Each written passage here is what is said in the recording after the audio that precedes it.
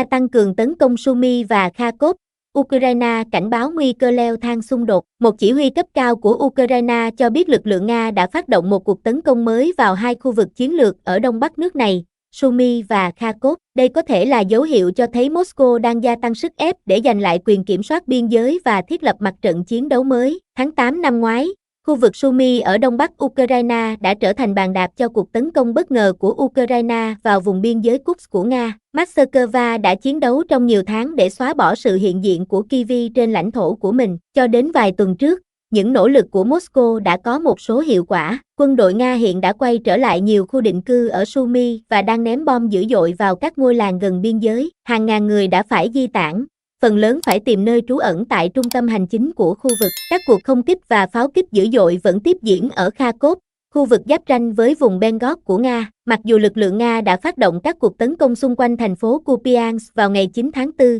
nhưng phân tích mới nhất của Viện Nghiên cứu Chiến tranh Hoa Kỳ, ISW, cho thấy không có tiến triển đáng kể nào. Tuần này, Tổng thống Ukraine Volodymyr Zelensky tuyên bố lực lượng Ukraine hiện diện tại khu vực Belgorod của Nga với mục tiêu chiến lược là tăng cường phòng thủ cho Sumy và Kharkiv nhiều nhất có thể.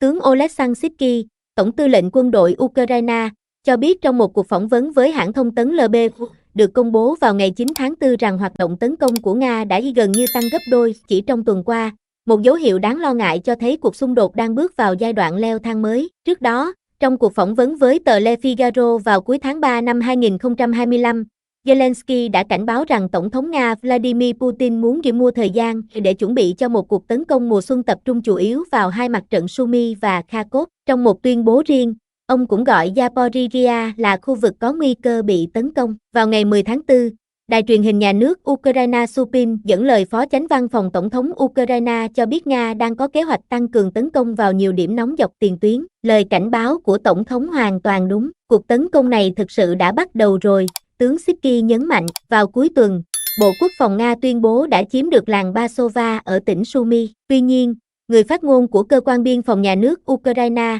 Andriy Demchenko, đã bác bỏ tuyên bố này và cho rằng đây là một phần trong chiến dịch thông tin sai lệch của Nga nhằm phát huy thành công của Nga trên tiền tuyến. Trong một cuộc phỏng vấn với tờ Washington Post được công bố tuần trước, Thống đốc vùng Sumy Volodymyr Atyuk tuyên bố rằng quân đội Nga vẫn chưa kiểm soát được bất kỳ vùng lãnh thổ nào mặc dù có sự hiện diện của các nhóm vũ trang bên kia biên giới. Trong bài phát biểu đầu tuần này, Tổng thống Zelensky nhấn mạnh, mục tiêu chính của Ukraine vẫn không thay đổi, bảo vệ lãnh thổ và người dân của chúng tôi ở các vùng Sumy và Kharkiv bằng mọi giá. Trong khi đó, thế giới vẫn tiếp tục theo dõi các cuộc tấn công xuyên biên giới, trong khi Tổng thống Hoa Kỳ Donald Trump được cho là đang gây sức ép buộc Moscow đồng ý ngừng bắn toàn diện trong bối cảnh có dấu hiệu xảy ra xung đột rộng lớn hơn.